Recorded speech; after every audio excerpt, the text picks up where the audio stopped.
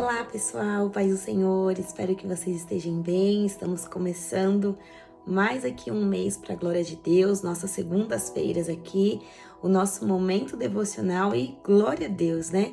Mais um mês do qual nós temos a oportunidade de sermos melhores, mais um mês do qual nós temos a oportunidade, se ainda você ainda não faz o seu devocional, você ainda tem tempo ainda de ter a sua vida devocional aí diante do Senhor e até mesmo para você se aproximar, para você conhecer as Escrituras, ter uma intimidade com o Espírito Santo através do devocional. Óbvio que não tem como deixar de lado a oração, a leitura, a prática da leitura. Não é somente, eu fiz, eu já li. Não, muito pelo contrário, né? Eu sei que ao ato de você ler, você fazer o seu devocional, você está lendo, sim, mas você precisa comer desta palavra, você precisa ter o conhecimento. E não menos importante, uma vida aí regrada, né, também de jejum. Então, como eu sempre falo aqui, o seu job está em dia, jejum, oração e Bíblia. Então, não menos importante, vamos aqui para o nosso devocional de hoje. E assim que já der aqui um tempinho, eu vou subir aqui no meu canal sobre a viagem missionária do Mato Grosso. Muitas pessoas estão me perguntando como é que foi isso, né? Mas eu vou compartilhar aqui com vocês todos os testemunhos, a cultura, né, da tribo ali indígena do qual nós ficamos ali, no qual nós fizemos todos os trabalhos ali. Então fica aqui ligadinho no meu canal, que em breve esse vídeo ele vai subir aqui pro meu canal, para que o nome do Senhor aí seja glorificado. Eu subi apenas como se fosse um insight aí, algumas coisas de fotos, né, vídeos, mas eu vou contar aqui na prática para vocês. Então, missões está no coração de Deus, mas está no teu coração? Nós precisamos entender que missões faz parte do Evangelho e você precisa anunciar.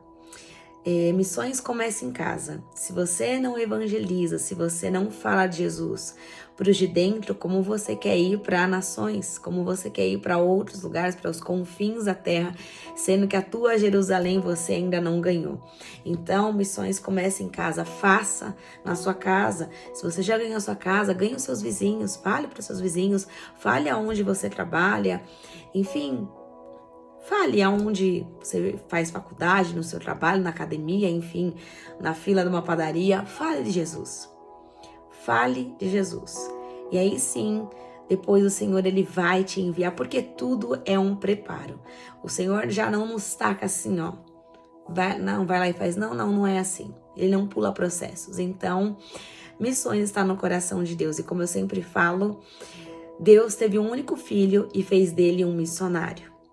Então, você e eu, nós, não é uma obrigação, mas é um dever, um amor, praticar missões. Nós devemos praticar missões.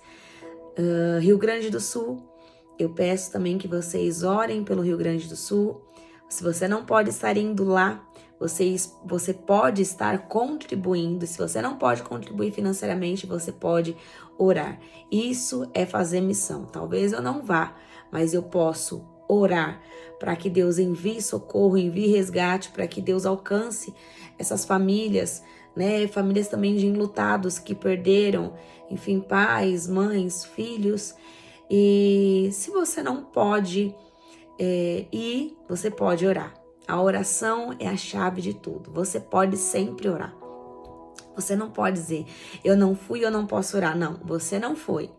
Se você não tem condições de poder contribuir, você pode orar, porque da mesma forma você também está fazendo missão. Mas se você tem, ajude. Não estou falando somente Rio Grande do Sul, né? Ajude um missionário no campo, que você sabe que faz a obra, que tem aí caráter, é um homem, uma mulher de hombridade, que leva as coisas do reino a sério. Invista na vida de um missionário, envie na missão, envie na obra missionária. E se você também puder contribuir, e envie também ajuda, auxílios. Eu sei que vários ministérios estão já movendo, né, para poder enviar doações, então envie naquilo que você consegue enviar. E se você não conseguir, fala, Laís, eu não consigo. Você tem a oportunidade de orar. Isso também é fazer missão. Amém? Então vamos aqui para a palavra do Senhor, que se encontra em Eclesiastes, nosso devocional, capítulo 7, do 1 ao 14. É um pouquinho extenso, mas vai valer a pena, então pega aí seu caderno, a sua caneta e anote tudo aquilo que o Espírito Santo for ministrando ao teu coração. E o nosso tema vai dizer assim: exercendo a sabedoria na prática. As vantagens do sofrimento, da paciência e da moderação é o meu subtítulo daqui da Bíblia. E vai começar assim, Eclesiastes capítulo 7, do 1 ao 14. Melhor é a boa fama do que o melhor unguento, e o dia da morte do que o dia do nascimento de alguém. Melhor é ir à casa onde há luto do que ir à casa onde há banquete, porque ali se vê o fim de todos os homens, e os vivos aplicam o seu coração. Melhor é a tristeza do que o riso, porque a tristeza do rosto se faz melhor o coração. O coração dos sábios está na casa do luto, mas o coração dos tolos na casa da alegria. Melhor é ouvir a repreensão do sábio do que ouvir alguém a canção do tolo. Porque qual o crepitar dos espinhos debaixo de uma panela, tal é o riso do tolo, também isso é vaidade. Verdadeiramente a opressão faz endoidecer até o sábio, e o suborno corrompe o coração. Melhor é o fim das coisas do que o princípio delas. Melhor é o longânimo do que o altivo de coração. Não te apresse no teu espírito a irar-te, porque a ira abriga-se no seio dos tolos. Nunca digas, por que foram os dias passados melhores do que estes? Porque nunca com sabedoria isso perguntarias. Tão boa é a sabedoria como a herança, e dela tiram proveitos que vem o sol. Porque a sabedoria serve de sombra, como de sombra serve o dinheiro, mas a excelência da sabedoria é que ela dá vida ao seu possuidor. Atenta para a obra de Deus, porque quem poderá endireitar o que ele fez torto? No dia da prosperidade goza do bem, mas no dia da adversidade considera, porque também Deus fez este em oposição àquele, para que o homem nada ache que tenha de vir depois dele. Para que o homem não se ensoberbeça achando que porque ele tem condições financeiras, acha que tudo vem dele. Então Deus, ele permite que portas fechadas também chegue. Deus permite um caos na vida financeira para que você reconheça que o mesmo Deus da providência de uma porta aberta é o mesmo Deus da providência de uma porta fechada. E aí você vai passar a depender dele sobre todas as coisas. No seu comer, no seu vestir, no seu deitar, no seu levantar, você vai depender em tudo dele. E o versículo 10 me chama a atenção porque ele diz assim, Salomão: nunca digas porque foram os dias passados melhores do que estes, porque nunca com sabedoria isso perguntarias. Então, se você é uma pessoa sábia, se você tem um pouquinho de sabedoria, você jamais no seu coração você vai arrazoar, ou você vai duvidar, ou você vai ficar aí, cocheando em dois pensamentos ou em cima do muro, ou lembrando das coisas passadas e dizer que as coisas passadas, o que você viveu no passado, era melhor do que essas que você está vivendo. Mas talvez você possa me dizer, Laís, mas o momento que eu vivo agora é de luto, é de perca, são de portas fechadas, de perseguição, de calúnia, é dedo na cara. Mas a Bíblia vai nos garantir, o Senhor vai nos garantir que se você tiver sabedoria, você jamais vai dizer que os dias passados foram melhor do que esses, até mesmo porque aonde você está e o nível que você chegou, você está cada dia mais próximo da promessa de viver coisas grandiosas da parte do Senhor. A Bíblia vai dizer que é melhor o fim do que o início das coisas. Então, não murmure, não reclame pelas coisas que passou, mas seja grato pelas coisas que você está vivendo, porque tudo isso está cooperando para o bem daqueles que amam e servem a Deus, assim como Romanos capítulo 8, versículo 28 diz, que todas as coisas cooperam para o bem daqueles que amam a Deus, do qual aqueles foram chamados segundo o seu propósito.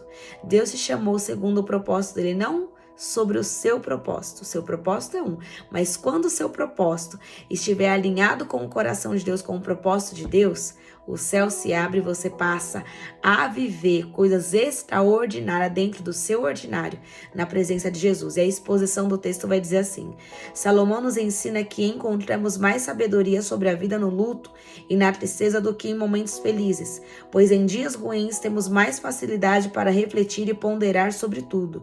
Dias assim nos instigam a buscar conhecimento na prática. Se olharmos para as obras das mãos de Deus, perceberemos seu total controle sobre tudo, a sua soberania. Se a gente começar a olhar nos detalhes das coisas, tudo aquilo que Deus faz, pegue aí a sua vida e comece a voltar sobre coisas que o Senhor fez e de coisas que o Senhor livrou. Você vai começar a enxergar e a ver a soberania de Deus nos mínimos detalhes. E olha só, Salomão está afirmando que existe mais ensinamento, mais sabedoria nas percas, no luto, no dia difícil do que nos dias de banquete, nos dias de fartura. E Eclesiastes capítulo 7, versículo 2, olha só o que vai dizer: melhor é ir à casa onde há luto do que ir à casa onde há banquete, porque ali se vê o fim de todos os homens, e os vivos o aplicam o seu coração. Então, são nesses momentos que você começa a repensar sobre a sua própria vida. São nesses momentos que você começa a pensar o que até agora você fez. Valeu a pena? Ou você gastou o seu dinheiro com aquilo que não é pão? Você gastou a sua vida com aquilo que não havia proveito algum? A sua vida, o seu corpo é templo do Espírito Santo. E o que você tem feito da sua vida? O que você tem feito daquilo que você tem recebido da parte do Senhor? O que você tem feito com as horas do seu dia que o Senhor Ele te deu? Será que você tem gasto em coisas passageiras? Ou você realmente tem gastado naquilo que vale a pena, que é no reino de Deus? Se é para você gastar a sua vida em algo, gaste na presença de Deus. Porque até mesmo gastando, não existe gasto na presença de Deus, mas há ganhos. E a discussão ela vai dizer assim: o mesmo Deus que nos proporcionou dias felizes é o Deus que está conosco em dias maus, nos ensinando e nos moldando nas duas situações, segundo a sua soberana vontade. Precisamos analisar nossas condutas diante do dia mau, pois é bem provável que nossas atitudes em momentos assim não reflitam a vontade de Deus. Perceba-se, no dia ruim, você mais murmura do que agradece, mais reclama do que aprende, mais absorve sabedoria do que age de forma insensata. Todo insensato é murmurador. O ingrato, olha só, todo insensato é murmurador. O ingrato, ele tudo reclama. Se tem algo ou falta, ele reclama. E isso não agrada o coração de Deus. O murmurador só tem a perder. Ele vai comer de todas as suas palavras. E aqui fica uma pergunta que eu até fiz aqui em devocionais anteriores. Se você pudesse comer a sua própria palavra, você morreria ou você viveria? Você frutificaria ou você tá podre? Se você pudesse comer as suas palavras, ela te mataria ou te daria vida? Então, pense nisso. O objetivo, ele diz assim, esse texto tem como objetivo ensinamentos para o dia do luto, da tristeza, da dor. Ele mostra também a graça de Deus que dá conhecimento na prática para viver toda e qualquer situação. Ele derrama sobre nós uma noção de realidade e nos faz lembrar que nem sempre teremos momentos felizes, e tudo bem. Mas que nos dias tristes existem muitas preciosas lições divinas para nós. A Bíblia vai nos dizer, em João 16:33, que no mundo tereis aflições, mas tem de bom ânimo. Eu venci o mundo. Se você estiver em Jesus, você também vence. Mas a dificuldade e a perturbação é quando você não está em Jesus, você não vence nada. Você não tem vida fora de Jesus, você só tem vida e só tem esperança de dias melhores se você estiver enraizado em Jesus.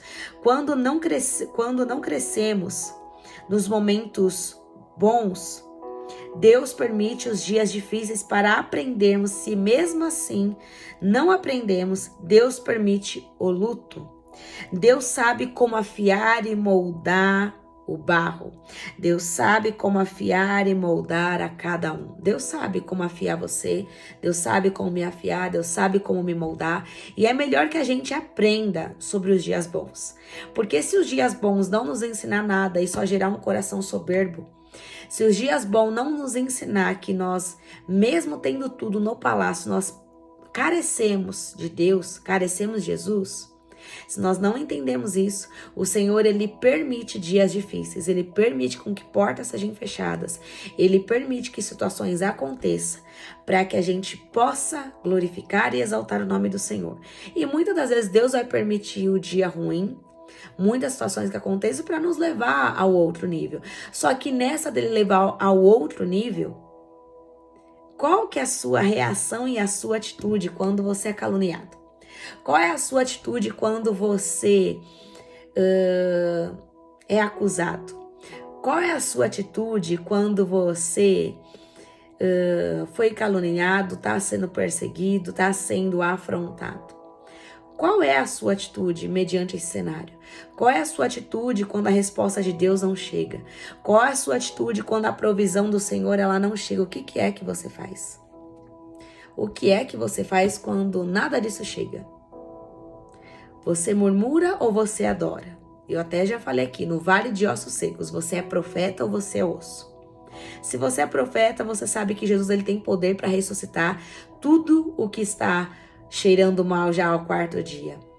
Você também sabe que Jesus ele é poderoso para ressuscitar todos os ossos sequíssimos de cada área da sua vida. Mas se você não tem essa certeza, se você acha que você está no controle da situação, você faz o que o povo de Israel fez. De 40 dias passaram 40 anos. Murmurar. A murmuração te afasta de Deus e você peca contra a santidade e a soberania de Deus. E o contexto vai dizer assim: o livro de Eclesiastes mostra a realidade de todo ser humano nessa terra, sua limitação e como sua vida é curta. Durante todo o livro podemos ler por volta de 35 vezes a expressão vaidade. E o livro já começa, diz o pregador, vaidade, vaidade, tudo é vaidade. E por volta de 29 vezes a expressão debaixo do sol, mostrando que tudo que fazemos nessa vida sem propósito eterno é algo vazio e sem sentido, é pecado. Tudo aquilo que você faz sem propósito, você já está em pecado, você está pecando. A ideia dos versículos que estamos estudando é mostrar para nós que existe aprendizado nos momentos dolorosos da vida. O pregador ensina isso com a clareza em seu momento de reflexão. Deixa evidente o quanto ele e outros podem encontrar a sabedoria nas calamidades e tragédias. Em momentos poéticos e inspirador, aprendemos a valorizar as perdas e dificuldades bem mais do que os momentos prazerosos e alegres. Momentos de calamidade é o que nós estamos vendo de tragédia no Rio Grande do Sul. E aqui fica uma reflexão. Toda vez que eu olho e acontece alguma coisa, eu dou graças a Deus. Eu agradeço a Deus por não morar naquela região e por estar numa região que ninguém está isento disso. Todos podem passar por isso. Óbvio, ninguém está isento. Não brinque com a natureza. Não brinque com as coisas do Senhor. Não brinque. Aí eu fico imaginando algo. Quando o Senhor tocar a trombeta, quando Ele chamar os nossos nomes, quando a igreja for tirada, o caos e a calamidade que não vai ficar aqui. Se o que nós estamos vendo no Rio Grande do Sul não te comove a tal ponto de você parar pelo menos um minutinho do seu dia e clamar pela misericórdia de Deus, se tudo aquilo que está acontecendo não te comove, você é a pessoa mais egoísta que existe na face da terra. Se é aquilo que você vê, o corpo de um bebê do qual uma criança, ela estava dentro de um barquinho com seus pais e ela falou para os seus pais: pai, me dá aquela bonequinha ali. Não era uma bonequinha. Era um corpo de uma criança, era um corpo de um bebê boiando. Era um corpo de um bebê boiando. E se isso não mexe com você, e se isso não te comove de alguma forma de poder estar ajudando, como eu falei, missões você pode fazer de várias formas. Eu não estou aqui falando de missões, mas isso entra no devocional. Você pode contribuir, você pode estar indo lá para ajudar. E você pode orar. Se você não pode contribuir, se você não pode estar indo lá, você pode fazer algo muito mais precioso, que é orar, para que Deus levante pessoas para poder estar ajudando. Você pode estar orando pelo socorro de Deus para que essas águas venham baixar. Você pode estar orando para que Deus envie socorro, providência, resgate, para que Deus venha fortalecer as pessoas que estão à frente desse trabalho que está ali ajudando outros. Você pode, de alguma forma você pode orar. Você pode orar. Você pode orar. Aprendemos mais no fundo do poço do que no palácio. O poço nos ensina a sermos pessoas melhores. A soberba e o orgulho caem por terra e serão. E se não cair, a Bíblia diz que abate o soberbo. O Senhor, Ele abate todo o soberbo. Não existe uma pessoa que quer servir ao Senhor, ela não pode ser arrogante nem soberba. E se você é o Senhor, Ele tem a maneira certa, a medida certa para poder afiar e para poder moldar essas pessoas. E a conclusão, ela vai dizer assim: concluímos que não adianta esperar uma vida apenas de momentos bons, prazeres e alegrias, mas precisamos acordar para a realidade de que existem sim momentos dolorosos, mas eles também nos ajudam e nos ensinam muito. Afinal de contas, todas as coisas cooperam para o bem daqueles que amam e servem a Deus. Romanos capítulo 8, versículo 28. Haverá dias difíceis e que venhamos deixar de ser crianças mimadas e venhamos a crescer.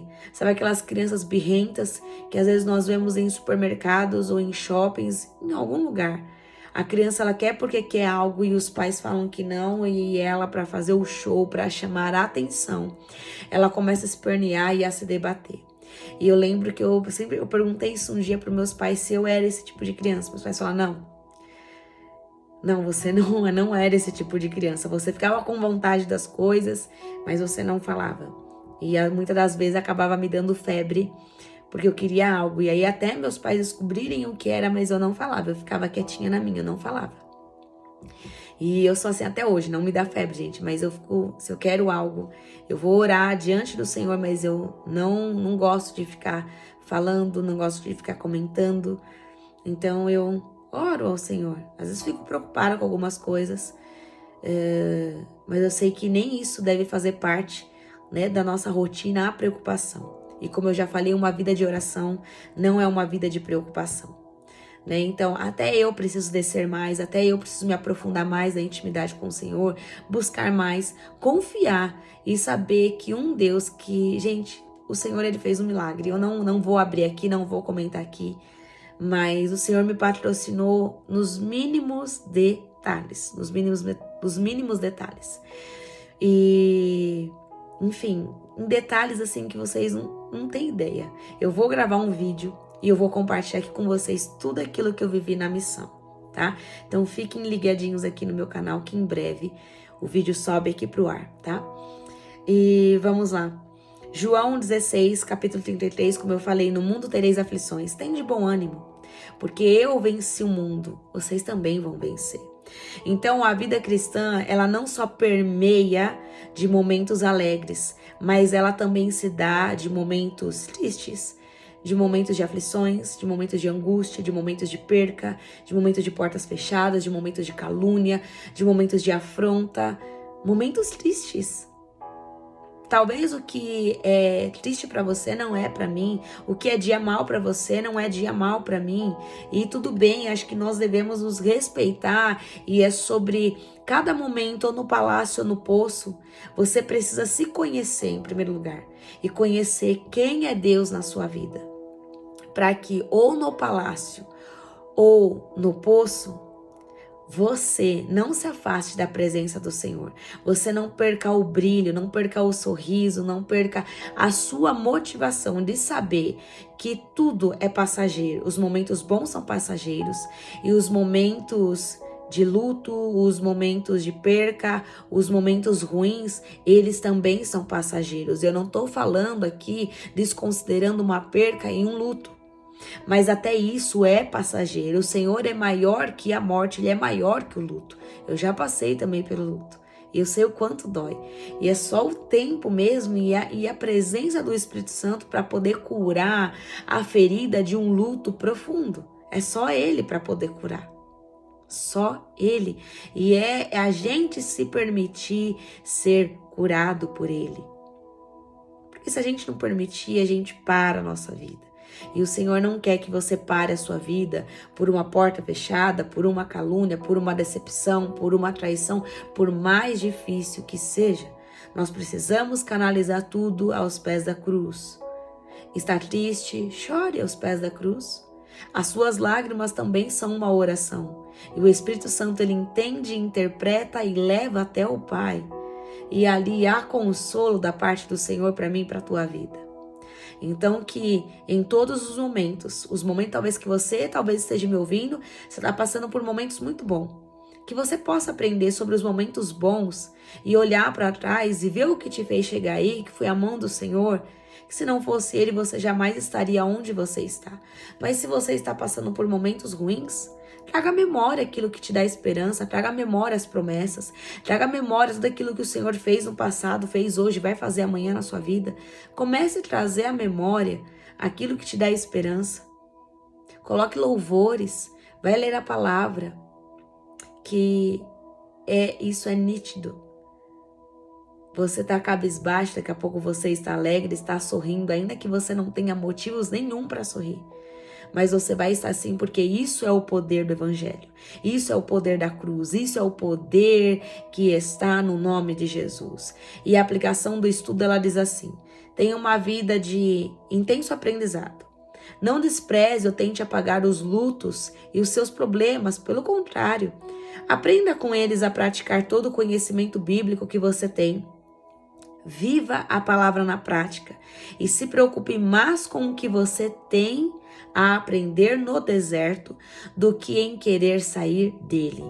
Porque quem tem pressa de sair do deserto e ainda não aprendeu o que precisa aprender no deserto, você vai ficar como uma criança mimada. Aquela que eu falei do supermercado, aquela do shopping. Você vai ficar como uma criança mimada. E aí, ao invés de você sair rápido desse deserto, vai passando os dias e vai protelando. E pior ainda, né? Se você reclamar, aí é pior ainda. Se você murmurar, aí que você continua ainda mais alguns dias, talvez meses e anos no deserto, por murmuração e reclamação. Então, enquanto não aprendemos com o deserto, não adianta pedir para sair dele. Precisamos ter um coração ensinável e não duro e soberbo. Enquanto não aprendemos a lição, Deus não nos leva ao próximo nível, à próxima estação. Deus não vai dar a vitória a uma pessoa arrogante, a uma pessoa soberba, que não reconhece quem Ele é. Ah, Laís, mas muitas pessoas receberam. Sim, porque Deus não invalida a sua palavra. Aquilo que Ele falou está decretado e ponto final. Deus não muda, Deus não tem variação nas suas palavras. Então aquilo que Ele falou vai se cumprir. Vai se cumprir. No tempo dele, na hora dele. Mas se nós queremos entrar debaixo das promessas do Senhor e da bênção do Senhor, vamos ser obedientes. Vamos ter um coração ensinável, para que a gente possa sair mais rápido possível desse deserto, obedecendo, ouvindo a sua voz e tendo um coração ensinável. Quando o Senhor falar, ainda que nós não entendamos, faça o que Ele pediu, seja fiel naquilo que o Senhor está te ensinando, porque no palácio muitos se perderam, na escassez também muitos se perderam. Então, que tudo na sua vida possa ter um equilíbrio e que você possa ter uma vida tão aprofundada, mergulhada no Espírito Santo, que se o Senhor te acrescentar muito, te colocar no palácio, você não se perca, porque você vai saber que não é o palácio, mas é a presença de Jesus. E se você estiver passando por um momento de escassez, que você não murmure, que você ache que o Senhor te abandonou e que Ele não é mais bom. Ele continua sendo bom. Em todos os níveis, Ele continua sendo bom. Independente da situação, Jesus continua sendo bom. E a aplicação diária das perguntas, ela diz assim, para a sua reflexão.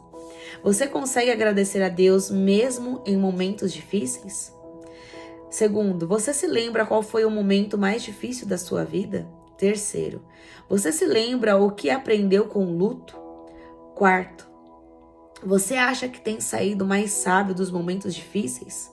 Quinto, a dor tem te feito uma pessoa amarga? Sexta e última pergunta para nós encerrarmos o nosso devocional. Você tem exercitado a gratidão a Deus? E aí? Você é grato? Quando você quer exercer a sabedoria, você exerce também uma coisa: gratidão. Agradeça a Deus pelo que você tem. Agradeça a Deus. A Bíblia vai dizer que em tudo dai graças, até pelos momentos ruins. Em tudo dai graças. Parece até às vezes uma utopia, né? Meio que uma hipocrisia, mas não é isso mesmo que o Senhor está nos dizendo em 1 ou 2 Tessalonicenses. Em tudo dai graças, porque essa é a vontade de Deus. E eu fico imaginando Jesus dando graças quando ele estava sendo acusado, quando os soldados romanos estavam batendo nele, estavam cravejando ali, não é espinhos, mas eram lanças em suas costas, amarrado, batendo nele, e ele dando graças. Quando foi colocada a coroa de espinho, Jesus dando graças. No Getsênime, ele dando graças. Quando ele foi acusado de frente de todos, quando a multidão escolheu Pilato, escolheu Barrabás e não Jesus, ele dando graças.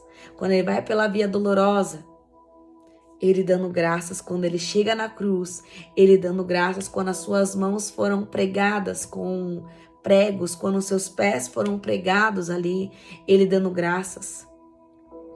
Quando ele foi ali afrontado: se tu és o rei dos judeus, desce daí, ele estava dando graças. E antes dele entregar o espírito dele nas mãos do Pai e dizer: está consumado, ele estava dando graças em todo o tempo. Porque ele sabia o que havia de vir. Ele sabia. E você sabe. Pessoal, caiu aqui, mas é rapidinho. Jesus, ele deu graças em tudo. Então você também pode aprender isso com Jesus. Dê graças em tudo. E aqui nós acabamos o nosso devocional exercendo a sabedoria. Que o Senhor te abençoe e te guarde, que o Senhor faça resplandecer o rosto dele sobre você e te conceda a paz, em nome de Jesus. E eu espero aqui por vocês na próxima segunda-feira, se assim o Senhor me permitir. Deem graças em tudo, exerça a sabedoria em todos os momentos. Deus é contigo. Fiquem na paz do Senhor. Deus abençoe.